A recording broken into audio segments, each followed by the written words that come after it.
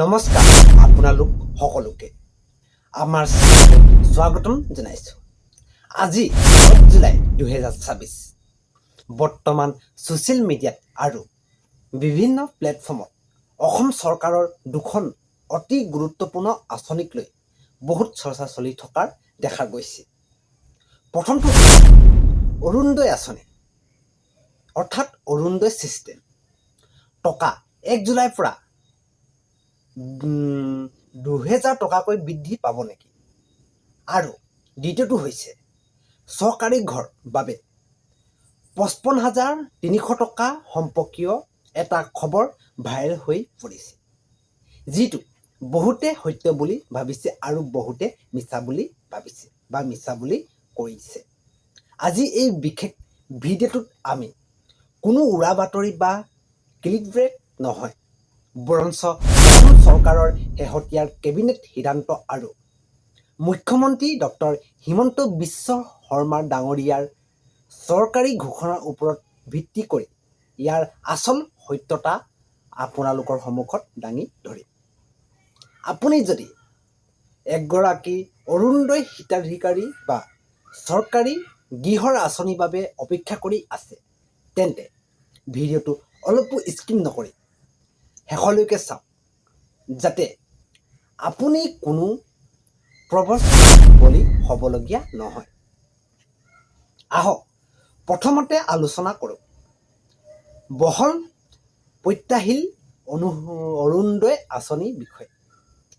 থাৰ্মেলত আপোনালোকে দেখিবলৈ পাইছে যে অৰুণোদয় আঁচনিত 2000 টকা সোমাব নেকি? আচল সত্যটো কি? প্ৰথমতে আপোনালোকক স্পষ্ট কৰি দিওঁ যে অসম চৰকাৰৰ ফ্লেগশ্বিপ আঁচনি অৰুণোদয়ৰ অধীনত বৰ্তমান হিতাধিকাৰীসকলে মাহে 1,250 টকাকৈ লাভ কৰি আহিছে। চলিত 2026 বৰ্ষ মাৰ্চ মাহত চৰকাৰে বিহু বোনাছ আৰু বকেয়া মিলাই একেলগে 6,000 টকা 4 মাহৰ কিস্তি হিচাপে বেংক একাউণ্টলৈ ট্ৰান্সফাৰ কৰি দিছিল। এতিয়া কথা হ'ল 1 জুলাইত একাউণ্টত 2000 টকা সোমাবনে? চৰকাৰী তথ্য আৰু মুখ্যমন্ত্ৰী ডক্টৰ হিমন্ত বিশ্ব শৰ্মাৰ শেহতীয়া কেবিনেট বৈঠকৰ ঘোষণা অনুসৰি 1 জুলাইত একাউণ্টত 2000 টকা সোমোৱাৰ কোনো নতুন চৰকাৰী জাননী জাৰি কৰা হোৱা নাই। মুখ্যমন্ত্ৰীয়ে স্পষ্টকৈ জনাইছে যে বাজেট প্ৰক্ৰিয়া সম্পূৰ্ণ হোৱাৰ পিছত অহা 1 আগষ্ট 2026 পৰাহে অৰুণোদয় নিয়মীয়া মাহেকীয়া কিস্তি ধন হিতাধিকাৰীসকলৰ একাউণ্টলৈ অবিৰতভাৱে পঠোৱা হ'ব। গতিকে 2000 টকাৰ খবৰটো কি? ছ'চিয়েল মিডিয়াত বহুতে দাবী কৰিছে যে এই টকা বৃদ্ধি পাব পাৰে, কিন্তু বৰ্তমানলৈকে চৰকাৰে অফিচিয়েলভাৱে কেৱল 1,250 টকা নিয়মীয়াকৈ দিয়াৰ কথাহে ঘোষণা কৰিছে।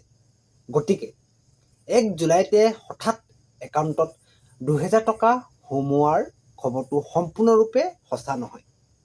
চৰকাৰে ইয়াৰ নিয়মীয়া বিতৰণ আগষ্টৰ পৰাহে আৰম্ভ কৰিব আৰু পুৰণি হিতাধিকাৰীসকলে পূৰ্বৰ দৰে ধন লাভ কৰি থাকিব। এতিয়া আহোঁ দ্বিতীয় আৰু আটাইতকৈ স্পৰ্শকাতৰ বিষয়টোলৈ। চৰকাৰী ঘৰৰ বাবে 55,300 টকাৰ তথ্য সঁচা নে মিছা? আজিকালি হোৱাটছআপ বা ফেচবুকত এটা বাৰ্তা অতি খৰকৈ বিয়পি পৰিছে যে চৰকাৰী ঘৰ যেনে প্ৰধানমন্ত্ৰী আৱাস যোজনা PMYG বা ৰাজ্য চৰকাৰৰ গৃহ আঁচনিৰ অধীনত হিতাধিকাৰীৰ একাউণ্টলৈ 55,300 টকাৰ এটা বিশেষ কিস্তি মুকলি কৰি দিয়া হৈছে বা এই টকা পাবলৈ অনলাইন আবেদন কৰিব লাগে। এই খবৰটো সম্পূৰ্ণৰূপে উৰা বাতৰি আৰু মিছা। এই কথা মই আপোনালোকক কৈ থলোঁ। অসম চৰকাৰৰ পঞ্চায়ত আৰু গ্ৰাম্য উন্নয়ন বিভাগ আৰু কেন্দ্ৰীয় চৰকাৰৰ নিয়ম অনুসৰি প্ৰধানমন্ত্ৰী আৱাস যোজনাৰ গ্ৰামীণৰ অধীনত এটা ঘৰৰ বাবে মুঠ 1,30,000 টকা চৰকাৰী সাহায্য হিচাপে দিয়া হয়, যিটো 3টা বা 4টা নিৰ্দিষ্ট কিস্তি জিঅ'টেকিং কৰাৰ পিছতহে বেংক একাউণ্টলৈ পোনপটীয়াকৈ যায়।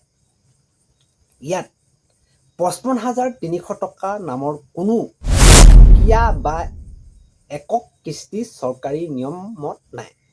সাৱধান হওক, ৰাজ্যৰ বিভিন্ন প্ৰান্তত বৰ্তমান আৱাস যোজনা নামত একাংশ দালাল বা প্ৰবঞ্চকে হিতাধিকাৰীসকলক ফোন কৰি বা ভুৱা লিংক দি চৰকাৰী ঘৰৰ পইচা সোনকালে মুকলি কৰি দিয়াৰ নামত টকা দাবী কৰাৰ ঘটনা পোহৰলৈ আহিছে। বহুত ঠাইত জিঅ'টেকিং বা দ্বিতীয় কিস্তি উলিয়াই দিয়াৰ নামত 20,000 টকাৰ পৰ্যন্ত উকিচ লোৱাৰ অভিযোগ আৰক্ষীয়ে গোচৰো ৰুজু কৰিছে। গতিকে মনত ৰাখিব, কোনো চৰকাৰী ঘৰৰ পইচা পাবলৈ আপুনি কাকো 100 টকাও দিব নালাগে আৰু ইণ্টাৰনেটত দেখা কোনো 55,300 টকা পোৱাৰ ফৰ্ম ফিলআপ নকৰিব। এইবোৰ আপোনাৰ বেংক একাউণ্টত হেক কৰাৰ এটা ষড়যন্ত্ৰ হ'ব পাৰে। থাৰ্মেলত উল্লেখ কৰা বা থাৰ্মেলত থকাৰ দৰে জুলাই মাহত মুখ্যমন্ত্ৰীয়ে কি কি নতুন আপডেট আনিব পাৰে বা কি কি গুৰুত্বপূৰ্ণ কাম চলি আছে, এই বিষয়ে জানো আহক। অৰুণোদয় আঁচনি কিস্তি বা অৰুণোদয় আঁচনি ঋণ প্ৰক্ৰিয়া মুখ্যমন্ত্ৰীয়ে স্পষ্ট কৰি দিছে যে বৰ্তমান চৰকাৰে আঁচনিখনৰ এটা ডাঙৰ ভেৰিফিকেশ্যন চলাই আছে। যিসকল লোকৰ মৃত্যু হৈছে বা যিসকলৰ পৰিয়ালে ইতিমধ্যে চৰকাৰী চাকৰি লাভ কৰি আৰ্থিকভাৱে সুস্থল হৈছে, তেওঁলোকৰ নাম তালিকাৰ পৰা কৰ্তন কৰা হ'ব। গতিকে জুলাই মাহত এই পৰীক্ষণ প্ৰক্ৰিয়া অতি খৰতকীয়া হ'ব। ৰেচন কাৰ্ড আৰু আধাৰ লিংক জুলাই মাহত চৰকাৰে ৰেচন কাৰ্ডৰ সৈতে আধাৰ আৰু বেংক একাউণ্টৰ লিংক কৰাৰ ওপৰত অধিক জোৰ দিব। কাৰণ ইয়াৰ ওপৰত ভিত্তি কৰিয়ে পৰৱৰ্তী আঁচনিসমূহ অৰ্থাৎ DBT সম্পূৰ্ণ হয়। গৃহ ঋণৰ ৰাজসাহায্য, যিসকল মধ্যবিত্ত পৰিয়ালে ঘৰ বনাবলৈ বেংকৰ পৰা লোন লৈছে, তেওঁলোকৰ বাবে চৰকাৰে 2.5 লাখ টকা পৰ্যন্ত ৰাজসাহায্য দিয়াৰ আপোনাৰ আপোন ঘৰ আঁচনিখনৰ কামো অব্যাহত ৰাখিছে। অসমৰ ৰাইজ, বৰ্তমান ডিজিটেল যুগত যিকোনো চৰকাৰী আঁচনিৰ তথ্য সদায় চৰকাৰী অফিচিয়েল ৱেবছাইটতহে পৰীক্ষা কৰিব। অৰুণোদয় আঁচনি যিকোনো খবৰৰ বাবে আপোনালোকে সদায় arunodayasam.gov.in পৰ্টেল ভিজিট। ইউটিউব বা ছ'চিয়েল মিডিয়াত ভিউজ পাবলৈ বহুতে থাৰ্মেলত ডাঙৰ ডাঙৰ হৰফে 2,000 টকা বা 55,300 টকা সঁচা বুলি লিখি দিব পাৰে। কিন্তু আমাৰ লক্ষ্য হৈছে আপোনালোকক সঠিক আৰু আইনীভাৱে সত্য তথ্য প্ৰদান কৰা, যাতে আপোনালোক বিভ্ৰান্ত নহয়। আশা কৰোঁ আজি এই বিশেষ ভিডিঅ'টোৰ পৰা আপোনালোকে আচল সত্যটো জানিব পাৰিলে।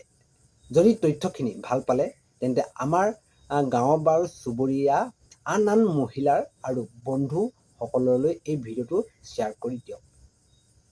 তেওঁলোকেও সজাগ হ'ব লাগে বা সজাগ হওক। আপোনালোকৰ কিবা প্ৰশ্ন থাকিলে তলত কমেণ্ট বক্সত জনাওক। আজি আহোঁ পুনৰ লগ পাম এটা অতি গুৰুত্বপূৰ্ণ তথ্যভিত্তিক ভিডিঅ'ৰ সৈতে। চেনেলটো আকৌ এবাৰ কৈছোঁ, চেনেলটো ছাবস্ক্ৰাইব কৰিবলৈ নাপাহৰিব। আজিলৈ ইমানেই।